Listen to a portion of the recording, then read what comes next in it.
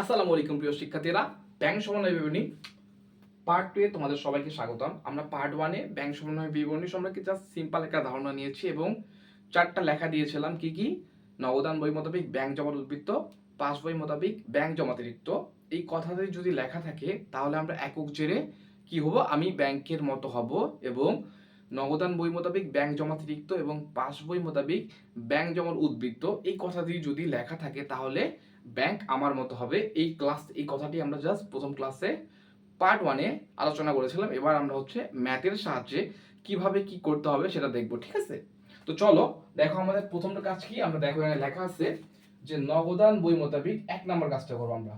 নগদান বই মোতাবেক ব্যাংক জমার উদ্বৃত্ত, পাস বই মোতাবেক ব্যাংক জমা অতিরিক্ত, নগদান বই মোতাবেক ব্যাংক জমার উদ্বৃত্ত এবং পাস বই মোতাবেক ব্যাংক জমা অতিরিক্ত। যদি এই কথাটা ম্যাথের শুরুতে লেখা থাকে তাহলে কি হব, আমি ব্যাংকের মতো হব। কি হলো, যদি এই দুইটা কথা লেখা থাকে তাহলে কি হবে, আমরা লিখব আমি ব্যাংকের মতো হব। জাস্ট আপাতত এই কথাটা মাথায় রাখো যে এই দুইটা যদি লেখা প্রথমে ম্যাথের শুরুতে থাকে তাহলে কি হবে, আমি ব্যাংকের মতো হব, মানে ব্যাংক যা যা করবে সবকিছু আমাকে ফলো করতে হবে। জাস্ট মাথায় রাখো। হ্যাঁ, দেখো এখানে একটা ম্যাথ দেওয়া আছে যে প্রথমেই শুরুতে কি দেওয়া আছে, নগদান বই মোতাবেক ব্যাংক জমার উদ্বৃত্ত। মানে এখানে লেখা আছে কি, নগদান বই মোতাবেক ব্যাংক জমার উদ্বৃত্ত। তো আমরা জানি যে যদি নগদান বই মোতাবেক ব্যাংক জমার উদ্বৃত্ত এই কথাটি ম্যাথের শুরুতেই লেখা থাকে তাহলে কি হবে, তাহলে হচ্ছে আমি ব্যাংকের মতো হব, মানে ব্যাংক যা যা কাজ করবে সবকিছু আমাকে ফলো করতে হবে। আবার শোনো, যদি এখানে নগদান বই মোতাবেক ব্যাংক জমার উদ্বৃত্ত লেখা আছে তাহলে আমি ব্যাংকের মতো হব।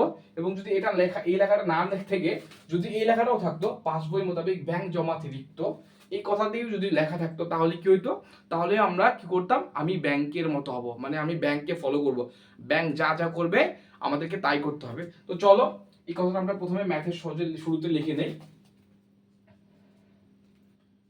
নগদান বই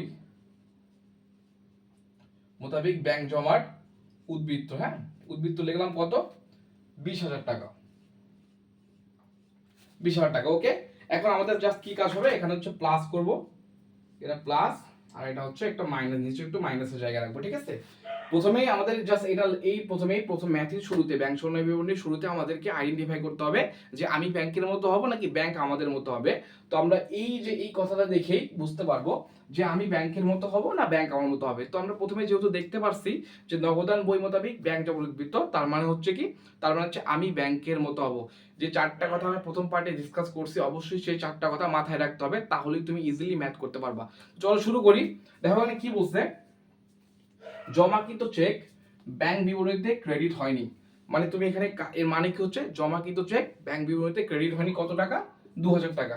মানে তুমি ব্যাংকে জমা দিয়ে দিয়েছো, ব্যাংকে জমা দেওয়ার পর তোমার পাসবইয়ে তুমি লিখছো কি, তোমার পাসবইয়ে লিখছো যে 2,000 টাকা আমার বৃদ্ধি পাইছে, বাট এখনো ব্যাংক বিবরণীতে ক্রেডিট হয়নি, মানে ব্যাংকে এখনো জমা হয়নি, ব্যাংকে এখনো জমা হয়নি। আবার শোনো, যে জমাকৃত চেক ব্যাংক বিবরণীতে ক্রেডিট হয়নি, মানে তুমি তোমার ব্যাংকে 2,000 টাকা জমা দিছো, জমা দিয়ে তোমার অ্যাকাউন্ট বাড়াই দিছো, বাট কি হয়েছে, ব্যাংক কিন্তু এখন সেটাকে বাড়ায়নি, তার মানে ব্যাংক এখনো নিচে আছে। তো ব্যাংক যেহেতু তোমার ক্রেডিট বাড়ায়নি, তার মানে তুমিও পারবা না ক্রেডিট বাড়াইতে। তাহলে আমাদের কাজ কি ছিল, আমরা হচ্ছে আমি ব্যাংকের মতো হব। তুমি বাড়াইছো ঠিক আছে, তুমি টাকা তোমার অ্যাকাউন্টে বাড়াইছো ঠিক আছে, বাট ব্যাংক যেহেতু নিচে আছে তার মানে তোমাকেও মাইনাস করতে হবে। কার মতো হবো, আমি ব্যাংকের মতো হবো। তুমি প্লাস করলে হবে না, ব্যাংক যেহেতু এটা প্লাস করেনি বা বৃদ্ধি করেনি তার জন্য তোমাকেও সেটাকে মাইনাস করতে হবে, মাথায় থাকবে। ওকে, তাহলে এটাকে আমরা কি করবো, মাইনাস করবো। এটা হচ্ছে আমাদের 1 নাম্বার, ঠিক আছে? তো এক হচ্ছে ব্যাংক বিবরণীতে ক্রেডিট হয়নি কত টাকা, 2,000 টাকা, 2,000 টাকা। তো নেক্সট দেখো, আমি আবারও বলতেছি, মানে যে আমি ব্যাংকের মতো হব, ব্যাংক যা যা কাজ করছে বা করেনি সেটা আমাকে হুবহু ফলো করতে হবে। এই মানে হচ্ছে যে তুমি জমাকৃত চেক ব্যাংক বিবরণীতে ক্রেডিট হয়নি, তুমি ব্যাংকে জমা দিয়ে দিছো এবং তোমার পাসবইয়ে তুমি টাকা বাড়াই দিছো, বাট কি হইছে, ব্যাংক কিন্তু এখনো মাইনাসে আছে, মানে ব্যাংক কিন্তু এখনো সেটা ক্রেডিট করেনি বা বাড়ায়নি। তো তোমাকে ব্যাংকের সমান হতে হলে কি করতে হবে, মাইনাস করতে হবে, হাতটাকে নিচে আসতে হবে, মানে মাইনাস করতে হবে ব্যাংক বিবরণীতে। সেটাকে আমরা মাইনাসের ফিগারে দেখাই দিলাম। ওকে, দেখো মাইনাস ফিগারে দেখাই দিছি, ব্যাংক বিবরণীতে ক্রেডিট হয়নি। নেক্সট কি বলছে দেখো, ইস্যুকৃত চেক ব্যাংকে উপস্থাপিত হয়নি। মানে তুমি কি করছো, এর মানে হচ্ছে তুমি একটা পাওনাদারকে চেক ইস্যু করে দিয়েছো, পাওনাদারকে চেক ইস্যু করে দিয়েছো, পাওনাদারকে চেক ইস্যু করে তুমি কি করছো, তবে এই যে দেখো আমি তোমাকে আরেকটা ইজি টেকনিক শেখাই দিই। এটা হচ্ছে তোমার দুইটা হাত, একটা হচ্ছে ব্যাংক বিবরণী, একটা হচ্ছে পাস বই, ঠিক আছে?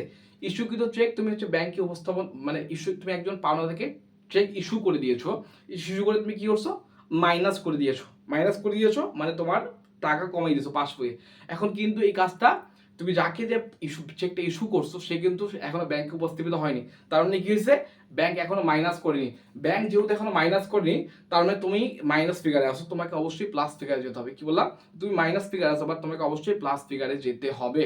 দেখো এখানে কি বলছে, আবার বলি, হয়তো অনেকে আছে নতুন মনে হতে পারে, ইস্যুকৃত চেক ব্যাংকে উপস্থাপিত হয়নি 2000 টাকা, মানে তুমি তোমার পাওনাদারকে ইস্যু করে দিছো এবং ইস্যু করে তোমার পাসবই থেকে 2000 টাকা মাইনাস করে দিছো, বাট যেহেতু এটা এখনো ব্যাংকে উপস্থাপিত হয়নি তার মানে ব্যাংক কিন্তু মাইনাস করেনি। তুমি যেহেতু মাইনাস করছো তাহলে কি হবে, ব্যাংক কিন্তু প্লাসে আছে, ব্যাংক মাইনাস করেনি মানে তোমাকেও আবার যোগ করতে হবে, তুমি মাইনাস করে ভুল করছো, অবশ্যই তোমাকে যোগ করতে হবে। ওকে, তাহলে আমরা প্লাসে কি লিখবো, 2 নম্বরে আসছে আমাদের ইস্যুকৃত চেক উপস্থাপিত হয়নি, কত টাকা, 2000 টাকা। ঠিক আছে, দেখো আমি আবারও বলি যে আমাদের কাজকে আমি ব্যাংকের মতো হবো, যেহেতু ব্যাংক মাইনাস করেনি তার মানে আমি কিন্তু মাইনাস করে দিয়েছি অলরেডি, বাট যেহেতু ব্যাংক মাইনাস করেনি তার মানে আমাকে প্লাস করতে হবে। ওকে, মাথায় রাখবা। আমি আবারও বলতেছি যে ব্যাংক যা যা করবে অবশ্যই তোমাকে সেটা ফলো করতে হবে, মানে আমি ব্যাংকের মতো হব। তুমি তোমার কাজ করছো কিনা ডাজন্ট ম্যাটার, ব্যাংক যদি মাইনাস করে তাহলে অবশ্যই তোমাকে মাইনাস করতে হবে, এবং ব্যাংক যদি স্টিল থাকে তাহলে অবশ্যই তোমাকে তার কাছে সমান হতে হলে প্লাস বা মাইনাস করতে হবে। ঠিক আছে, ব্যাংককে আমাদেরকে ফলো করতে হবে। ওকে, তারপর দেখো কি বলছে, ব্যাংক কর্তৃক চার্জ, মানে ব্যাংক হচ্ছে 500 টাকা তোমার অ্যাকাউন্ট থেকে মাইনাস করে দিয়েছে, ব্যাংক তোমার অ্যাকাউন্ট থেকে 500 টাকা মাইনাস করে দিয়েছে, তাহলে তোমাকে কি করতে হবে, তোমাকে অবশ্যই সেটা মাইনাস করতে হবে। ব্যাংক মাইনাস করছে মানে তোমাকেও মাইনাস করতে হবে। ওকে, তাহলে আমরা লিখলাম এটা কত number, 3 number, bank charge. Bank charge কত, 500 টাকা। ওকে, তারপর দেখো কি বলছে, ব্যাংক কর্তৃক মঞ্জুরকৃত সুদ, মানে ব্যাংক তোমার অ্যাকাউন্টে 500 টাকা 1000 টাকা, কত বলছে, ব্যাংক কর্তৃক মঞ্জুরকৃত সুদ হচ্ছে 1000 টাকা, মানে ব্যাংক তোমার অ্যাকাউন্টে 1000 টাকা বাড়াই দিয়েছে। ব্যাংক যেহেতু তোমার অ্যাকাউন্টে 1000 টাকা বাড়াই দিয়েছে তার মানে তোমাকে কি করতে হবে, আমি ব্যাংকের মতো হব, তার মানে অবশ্যই অবশ্যই তোমাকে 1000 টাকা তোমার অ্যাকাউন্টে বাড়াইতে হবে। ব্যাংক কর্তৃক মঞ্জুরকৃত সুদ, মানে ব্যাংক তোমার অ্যাকাউন্টে 1000 টাকা বাড়াই দিয়েছে, এখন তোমাকেও 1000 টাকা অ্যাকাউন্টে বাড়াই দিতে হবে। ওকে, তো দেখো কি বললাম, এটা হচ্ছে 4 নাম্বার, ব্যাংক কর্তৃক মঞ্জুরকৃত সুদ কত, 1000 টাকা। তো সিম্পল আমাদের হয়ে গেল। আমরা আরেকবার জাস্ট ম্যাথটা রিভিশন করি যাতে করে তোমরা আবার ক্লিয়ারলি বোঝো, গভীর মনোযোগ দিয়ে বোঝার চেষ্টা করো। যে আমি যদি এই কথাটি লেখা থাকে যে নবদান বৈমতবিক ব্যাংক যেমন উদ্বৃত্ত, এই কথাটা যদি ম্যাথের শুরুতে লেখা থাকে তাহলে অবশ্যই আমি ব্যাংকের মতো হব, আমি ব্যাংকে ফলো করব, ব্যাংক যা যা করছে আমি তাই ফলো করব। ওকে, তো দেখো কি বলতো, প্রথমটা আমাদের ছিল জমাকৃত চেক ব্যাংক বিবরণীতে ক্রেডিট করা হয়নি, মানে আমি অ্যাকাউন্টে জমা দিছি, জমা দিয়ে আমার পাসবই আমি কি করছি, টাকা বাড়াই দিছি, টাকা বাড়াই দিছি, বাট যেহেতু ব্যাংকে এখনো ক্রেডিট হয়নি তাহলে আমি কি করতে, আমি কিন্তু বাড়াই দিছি, ব্যাংক কিন্তু এখানেই আছে স্টেবল, এখানে স্টেবল পজিশন আছে, বাট আমি টাকা বাড়াই দিছি। যেহেতু আমি ব্যাংকের মতো হব তো আমার টাকা যদি ব্যাংকের সমান আসতে হলে আমি কি করতে হবে, অবশ্যই মাইনাস করতে হবে। দেখো কি করছি, ব্যাংক বিবরণীতে টাকা ক্রেডিট হয়নি 2000 টাকা। নেক্সট দেখো কি বলছে, ইস্যুকৃত চেক ব্যাংকে উপস্থাপিত হয়নি, আমি চেক ইস্যু করছি, পাওনাদারকে ইস্যু করে মাইনাস করেছি, পাস বইয়ে মাইনাস করেছি, চেক ইস্যু করে পাওনাদারকে মাইনাস করেছি, বাট ব্যাংকে এখনো কি করছে, ব্যাংকে এখনো উপস্থাপিত হয়নি, তার মানে আমি কি করব, তার মানে অবশ্যই ব্যাংকের সময় হলে আমাকে কি করতে হবে, প্লাস করতে হবে। ইস্যুকৃত চেক ব্যাংকে উপস্থাপিত হয়নি, আমি কি করছি, ইস্যু করে পাওনাদারকে টাকা মাইনাস করছি, বাট ব্যাংকে সেই টাকাটা এখনো চেকটা উপস্থাপিত হয়নি, দ্যাটস ওয়াই আমাকে সমান করতে হলে কি করতে হবে, অবশ্যই প্লাস করতে হবে। দেখো কি করছি আমরা, ইস্যুকৃত চেক ব্যাংকে উপস্থাপিত হয়নি 2000 টাকা।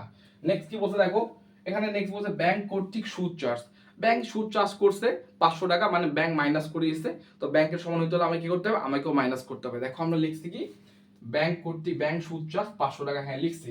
দেন আবার একটা কি ছিল, যে ব্যাংক কর্তৃক মঞ্জুরকৃত সুদ, মানে ব্যাংক আমাদের অ্যাকাউন্টে 1000 টাকা বাড়াই দিচ্ছে, তাহলে আমাদের কি করতে হবে, ব্যাংকের সমান হতে হলে অবশ্যই আমাদেরকেও বাড়াইতে হবে, আমি ব্যাংকের মতো হব, ব্যাংক যেহেতু 1000 টাকা আমাদের অ্যাকাউন্টে বাড়াই দিচ্ছে তার মানে আমাদেরকেও 1000 টাকা বাড়াইতে হবে। তো সিম্পল দেখো, এখানে ব্যাংক কর্তৃক মঞ্জুরকৃত সুদ 1000 টাকা বাড়াই দিচ্ছে, জাস্ট সিম্পল। এখন আমরা ক্যালকুলেশন করব, এখানে হচ্ছে 3000, তাহলে কত আসতেছে, 23000,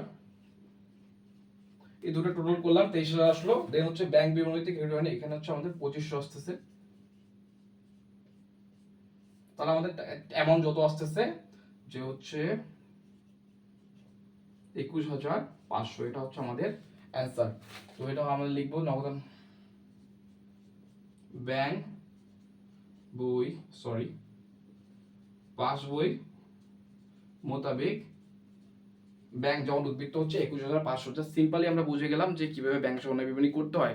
যদি এই কথাটা লেখা থাকে নগদান বই মোতাবেক ব্যাংক জমা উদ্বৃত্ত এবং পাস বই মোতাবেক ব্যাংক জমা অতিরিক্ত, যদি এই কথাটা শুরুতেই ম্যাথে দেওয়া থাকে তাহলে আমি ব্যাংকের মতো হব, মানে আমি ব্যাংককে ফলো করব, ব্যাংক যা যা করছে সবকিছু আমি করব। ওকে, তো আশা করি তোমরা বুঝতে পারছো। নেক্সট পার্টে আমরা হচ্ছে 2 নম্বর রুলস নিয়ে ডিসকাস করব। তো ধন্যবাদ সবাইকে, আসসালামু আলাইকুম।